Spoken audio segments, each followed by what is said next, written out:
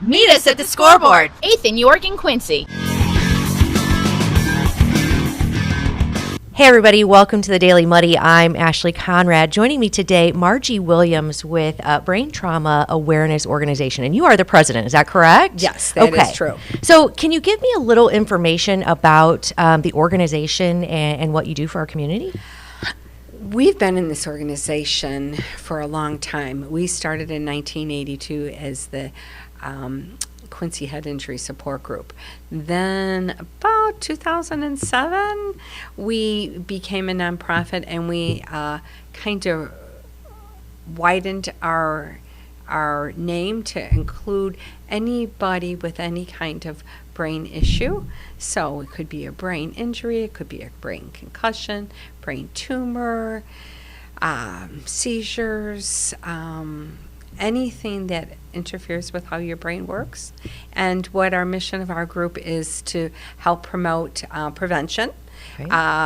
Also, we used to do a lot of prevention activities. Those are not too, since COVID, not around too much. Right.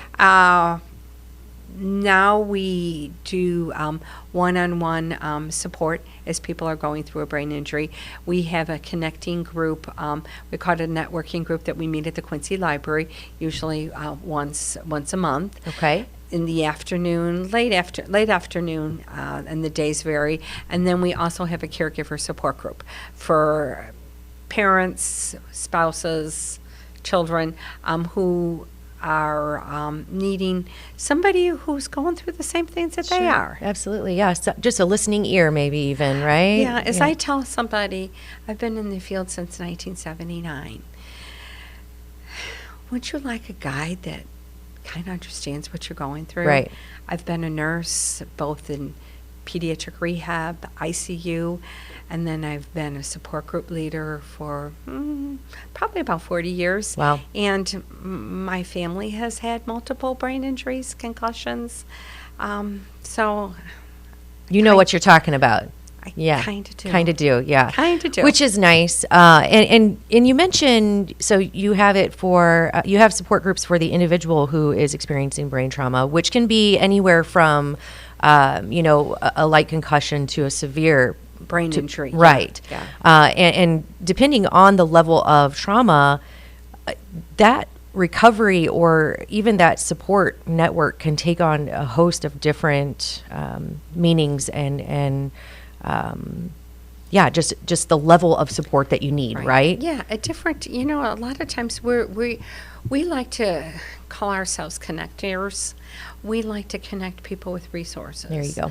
So if somebody was looking for that their child had a concussion and they wondered how that would affect them going back to school. Right. There would be one kind of connection. If we had somebody that was in a severe motor vehicle accident and was in a coma, looking for placement after the initial ICU and rehab phase. Gotcha. As I tell people, I have followed some people for 40 years now. Really? Yeah.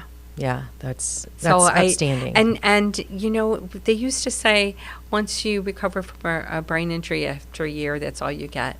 And I'm here to tell you that's not the case. That's not the case. Yeah. But it's just like probably the best sport analogy. You know how many people kind of sprain their ankle? Yeah. And that ankle just is not good. It's never the same. They cannot run that 5K or that marathon again. At the end, it's a little, that's how if you kind of shake up your brain a little bit. It's going to be your weak link. Yeah. And there's things that you can do. So we like to help people to say how they can be brain sharp. There you go. Yeah, exercising it, right? I mean. Well, research shows that really very intense regular exercise is the best thing for your brain. Really? Yeah, and especially after a brain injury. So who would have thought, right? I know. think, it makes sense, and this is probably only one aspect of it, but when you're exercising, you're breathing deeper, right? And you're getting oxygen to your brain and probably helping promote the healing. You're helping the healing, but there's lots of things that you can do for good brain health. Right. One of the things that we like to is help support people during transitions. So especially school-age children. My own son was injured at a Gus Macker game. And that was his first injury. And he went on to have 5 more. And he's recovered and has done exceptionally well. So we also, during hard times, sometimes it's nice to hear a story of hope. Yeah. Because unfortunately in the medical community, and I am a doctorally prepared nurse, in fact my dissertation was on how to help people recover for the long haul in the community from Rush University back in 2001. But sometimes it just helps to see, there could be another flip side. Sure. So I've seen lots of miracles in my day. Yeah. That's outstanding. Incredible. So, and we're talking about concussions. A lot of times when you hear brain injury, brain trauma, you don't necessarily relate to concussion because I think they are so prevalent, especially which you mentioned, the sports that are coming up, the baseball, the even softball, like I mentioned, volleyball. I mean, there are risks. Yeah, and there are some sports that are, one year, I remember I sat outside the college cafeteria and I interviewed all of the athletes that were going by. Yeah. And I said, so what are you? Okay. Oh, you're a quarterback. Okay, you're not going to get as much. Linebacker. Soccer players. Right. One of the sports that a lot of times people don't even think of is golf. Yeah. I mean, oh my gosh, a golf ball. But here, because I've done so many prevention seminars and so many talking through the age, this is what really resonates with me. People would say, I had one. I didn't do too well in college that semester. Really? Yeah. Too many people have kind of blown off a concussion. But now I think everybody knows for people who are in organized sport, there's athletic trainers, your coaches know there's a protocol. Right. But what I have seen in my career of prevention is people that are little. So, for instance, my grandson fell from a tree. I had a granddaughter recently who was injured on a playground and fell and had a concussion. So we don't blow them off anymore. You should seek medical advice. Absolutely. And there is a new, if you go to the CDC, Center for Disease Control, they have a lot of brand new pamphlets. And in fact, we're handing them out tomorrow.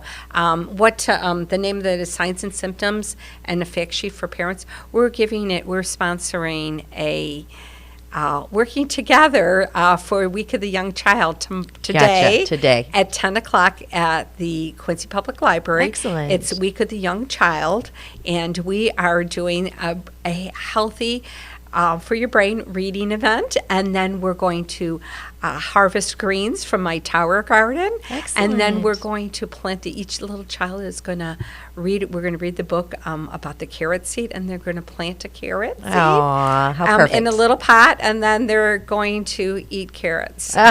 Perfect, which is a brain food, right? Everything. Yes. So yes. green fruits and vegetables are good for your brain. Yeah. Excellent. So that's tomorrow, Week of the Young Child celebration at the Quincy Public Library at 10 a.m. Or that's today. Today, 10 a.m. 10 a.m. So make sure you head that way. That sounds like it's going to be a lot of fun. And it then will be a lot of fun. If anybody wants more information on the Brain Trauma Awareness Organization. We're on Facebook. Okay. It's probably the fastest, easiest way. Okay. The Brain Trauma Awareness Organization is the fastest way to find us. We also have a website called the Brain Trauma Awareness Organization, if you spell it out. Okay.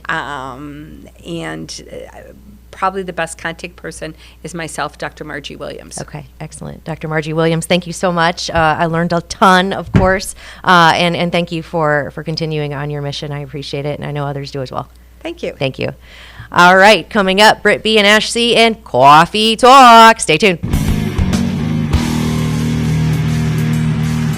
Instant Replay is your local sports bar. With 18 big screen TVs, we have all the sports packages from college games to pro games. We offer daily drink specials, and come check out the Bullpen, our newly renovated beer garden. Instant Replay, 2739 Chestnut in Quincy. Welcome to the Abbey, a Quincy tradition. With 6 big screens, a new larger kitchen, and now more seating capacity, the Abbey is the place to be before, during, and after the big game. Come enjoy fan favorite appetizers, steaks, burgers, and a variety of daily food and drink specials. Can't join us? Carryout is available too. Now with a convenient drive-up window to better serve you. 1736 Spring in Quincy. Opens at 3 p.m. Tuesday through Sunday. Come join all your friends at the Abbey, a Quincy tradition. The Tower, a great place to meet and eat. But did you know the Tower has one of the finest drink selections in our area? Along with its incredible Mexican menu, the Tower specializes in tequilas for every taste. Names like Patron, Cabo Wabo, and Hornitos. And don't forget the margaritas. On Mondays and Tuesdays, stop by and pick up a single topping pizza and get Tower margaritas to go. Enjoy the Tower at home or in our dining room, bar area, or the Tower's signature climate-controlled porch. The Tower Pizza and Mexican. Are you looking for the perfect venue for your next special event? Check out Utopia Event Center. Utopia has a large banquet room and an awesome bar area, perfect for anything from birthday parties to formal corporate meetings. It also offers a photo booth, stage for a DJ or a live band, and a fully stocked bar, all for only $300. Check us out at utopiaeventcenter.com or call Barn at 217-430-6559 for more information. Utopia Event Center, 900 North 12th Street in Quincy. The Liquor Booth is your home for a huge selection of beer, wine, and spirits. The Liquor Booth has 2 locations in Quincy, 3520 Broadway and 1500 North 12th Street. The Liquor Booth, where it's always happy hour. And welcome back. Now it's time for Coffee Talk. I don't know what camera I'm supposed to be looking at. Me either. This one or this one? 2-shot. Okay. It's the 1-shot. Okay. Hi. All right. We're still going? Yeah. Okay. All right. Hey. Hey. How are you? Good. How are you? Fantastic. So, as you can tell, I'm kind of not with it today. I don't know what it is. I think it's maybe the eclipse has had some kind of effect on my brain. I went outside the other day when it happened, and I mean, I wore my glasses, but Yeah. I felt like my head was a little wonky It afterwards. was. I think it's because it was like the dimness, maybe. It felt real weird. It was weird. It It was was like weird. eerie.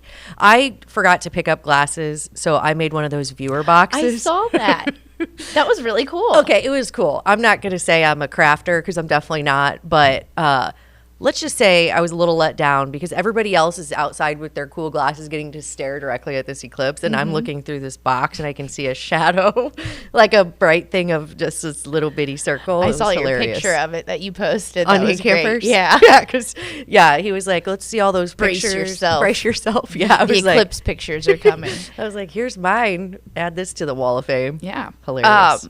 So that happened the other day, and also the other day there was the city council meeting, and I heard I guess podcast or I don't know what A you call it, a vlog Yeah, or something. video blog or yeah, something. and it got my mind turning on it. And this guy said something about people getting involved, and Yeah. he was calling people out by name, and he's like, yeah, bro, you know, really getting them involved in his vlog or whatever. Sure.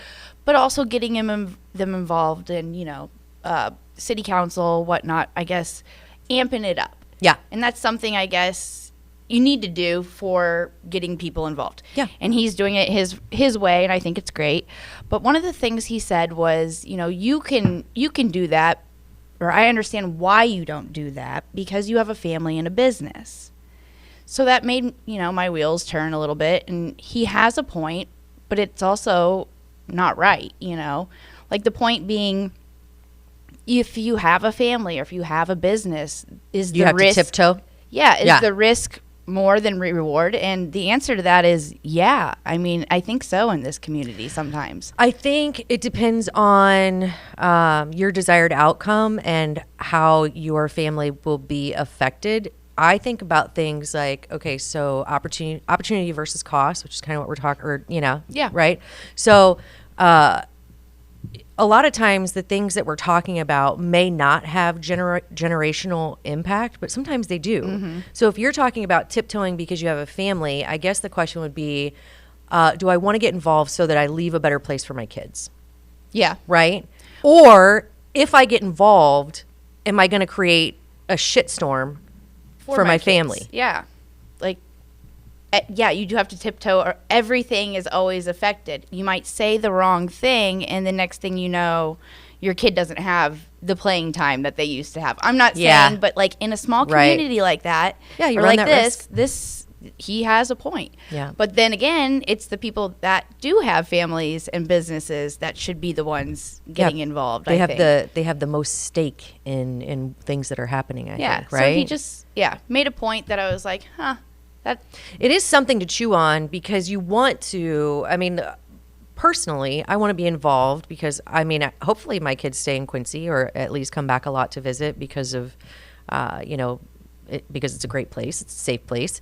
But also, I know that there's trepidation on certain people's minds because they know that there is a very, I don't even like using this word because it's so negative, but it's almost a cliquey group that is in charge of a lot of stuff in Quincy. And it's maybe not just one group, but it's a few groups who have, I don't know, there's a pull or a power, I guess. something like that. And it's because they are involved and they're heavily connected throughout our organization or our community or their organizations.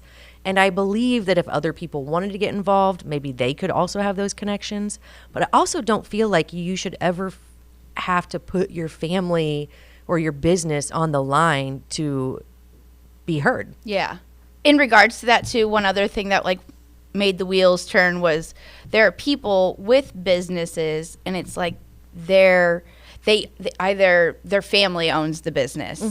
So when they risk speaking out on something, how much are they actually risking? I mean, I know you're risking polarization of the business, but And are you customer really base. risking polarization of your job? So I don't know. I hear people say sometimes, I wish people would speak their minds more. Yeah. Well, they're not all in the same position, the fluffy position, if you will. Yeah, I think so. If you look at, let's say, I'm just going to throw like a Bo Napite out, right? And you sit him down on a podcast and you're asking him like hard hitting questions about religion and, poverty and what we should do with homeless people in Quincy. And he's probably going to have a little more reserve when he's answering because he does have that customer base and a large employment pool Yeah, at Napite, even and though- he doesn't want to say the wrong thing, even if he does have opinions on it. So you do have to be, I think you do have to be a little more careful, but at the same time, when something's affecting your business or your employees or the safety of any of that and your family, you definitely have to get loud. Yeah. Right? Oh, and I think you have to kind of pick and choose your battles when it comes to what you want to, what hill you want to die on. Yes. Right? Yeah. And I think if you die on every hill, your voice becomes noise. Yes. Does that? I think absolutely. Yeah. So, and I think whether your family owns the business or you started it from the ground up, you do still have to worry about the polarization of your customer base, your employee base. But I do think the stakes do get a little higher. So if something were to affect said business, you should get loud and you shouldn't worry about Who would have, well, right. I guess the risk. Yeah, right. Yeah. And one last thing I will say on this is I heard this vlog or whatever through somebody. It was like a rock that I would not normally turn over. Yeah. I loved your analogy on that. Yeah. But sometimes you got to look at these things and you learn something from it. And like I said, you got my wheels turning. So I love that he got you thinking. I think we need more of that because even if it doesn't change your immediate behavior, it makes you think about it, in the future. And I do think that we should get involved. There should be more engagement, but I also know why more people aren't. So maybe that's something that we can all work on together is being a little more receptive to other people's opinions. They're not all right, but that doesn't mean they don't have the right to their opinion. Right. Yep. And not have to fear retaliation or not getting my kids playtime or canceling me from my job. Yeah. Which good luck canceling Ash and Britt, I think. Right. Because we got the coffee. Yeah. We got the tea. We got the tea. That's for sure. And the coffee, thanks to EFB. Yeah. Thank you again to to that amazing sponsor. We love them over there. Absolutely. Is that it for today? I think it is. That was a great talk. Thank you to the vlogger who got us thinking and talking. Yeah. That's always interesting. Yep. So cool. And thanks for bringing the topic. Yeah. All right, because I don't have my shit together today. All right, well, I think that does it for today's Coffee Talk.